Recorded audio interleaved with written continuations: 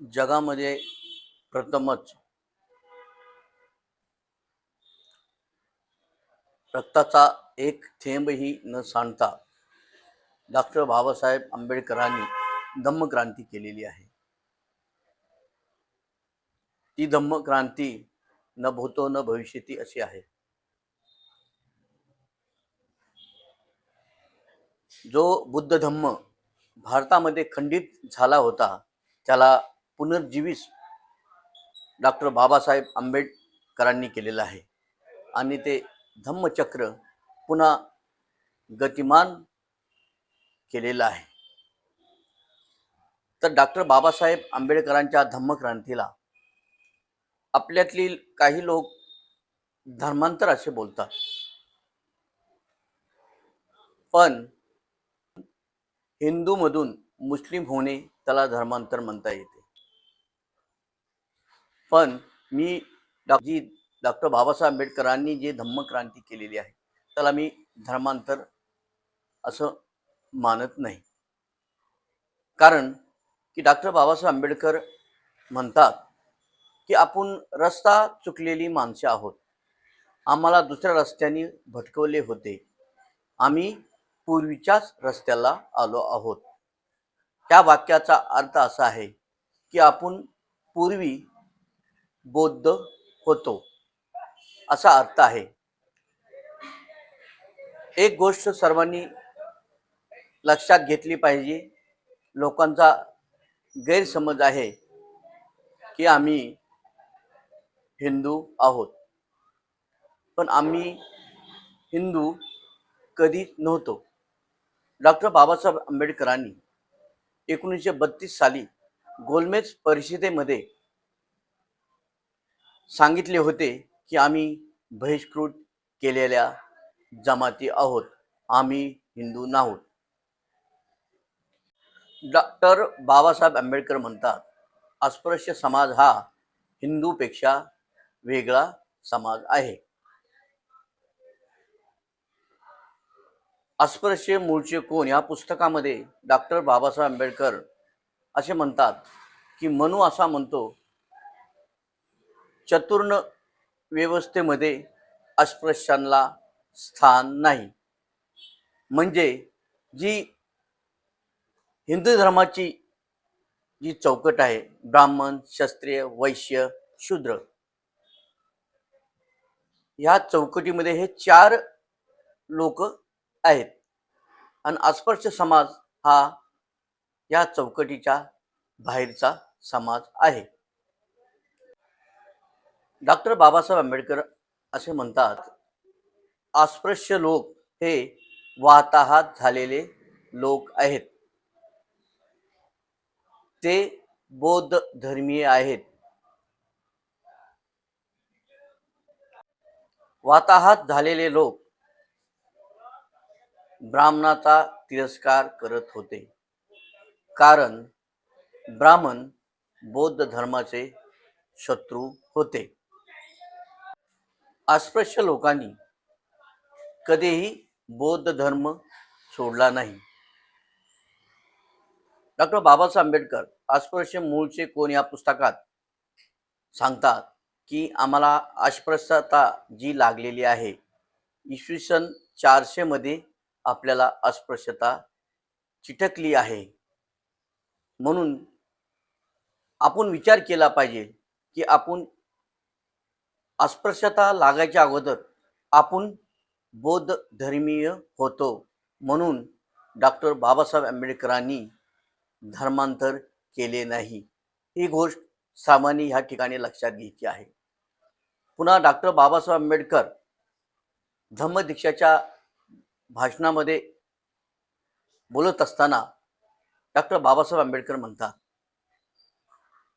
की ह्या देशाचा इतिहास ज्यांनी वाचला असेल त्यांना कळून चुकेल की भारतामध्ये बौद्ध धर्माचा प्रसार आणि प्रचार कुणी केला असेल तर नागवंशीय लोकांनी केलेला आहे.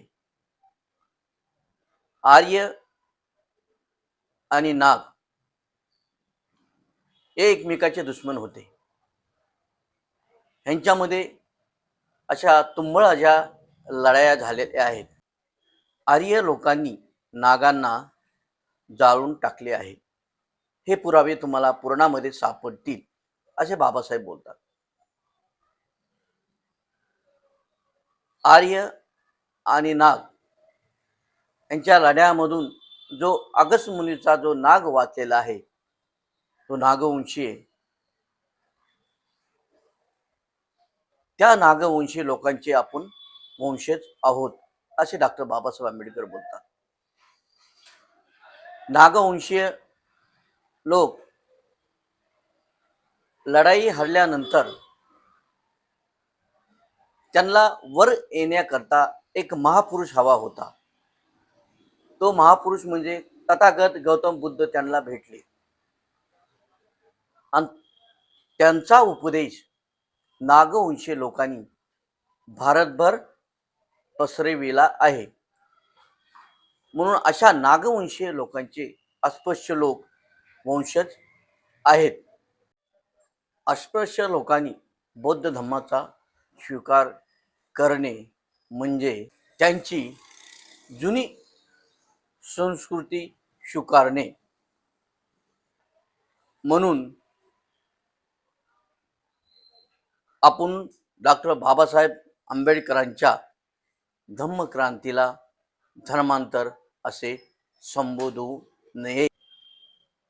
14 ऑक्टोबर 1956 साली धम्मदीक्षाच्या कार्यक्रमात सिलोनचे भिक्खू सिद्ध तिस्स यांनी धम्मदीक्षाच्या वेळी जे भाषण केले त्या भाषणामध्ये बोलत असताना त्यांनी असं सांगितले की मी या ठिकाणी जो समारंभ चालू आहे त्याला धर्मांतर शब्द लोक वापरत आहे, पण हा शब्द आनंददायी नाही असे भिक्खूंनी म्हटलेलं आहे. खऱ्या अर्थाने हे धर्मांतर आहे असे शिलोनचे भिक्खू बोललेले आहेत. धर्मांतर हा शब्द रूढ अर्थाने वापरलेला आहे. कारण धर्मांतर म्हटले की त्यामध्ये आमिष येते. भिक्खू पुढे जाऊन असे म्हणतात की भारतामध्ये तथागत गौतम बुद्धांचे जन्म झाला आहे, महापरिनिर्वाण झालेला आहे, सर्व काही गोष्टी ह्या भारतात झालेल्या आहेत. भारतीय पुत्रांनी बौद्ध धम्म स्वीकारलेला आहे. डॉक्टर बाबासाहेब आंबेडकरांनी धर्म स्वीकारलेला आहे, तो पण भारतातलाच. म्हणून धर्मांतर शब्द हा वापरू नये असं त्या काळी शिलोनचे भिक्खू सिद्ध तिस्स यांनी सांगितलेलं आहे. म्हणून सगळ्याचा आपण विचार केला तर डॉक्टर बाबासाहेब आंबेडकरांनी हे धर्मांतर केलेले नाही. बाबासाहेब आंबेडकरांनी ही धम्मक्रांती केलेली आहे. त्या धम्मक्रांतीला धर्मांतर हा शब्द वापरू नये असे मला वाटते. कारण अस्पृश्यता लागायच्या अगोदर आपण बौद्ध होतो, नागवंशीय होतो, की आपण काही नवीन असा धर्म स्वीकारलेला नाही. म्हणून इथून पुढे आपल्या समाजाने धर्मांतर शब्द हा वापरणे बंद केले पाहिजे. नमो बुद्धाय. जय भीम.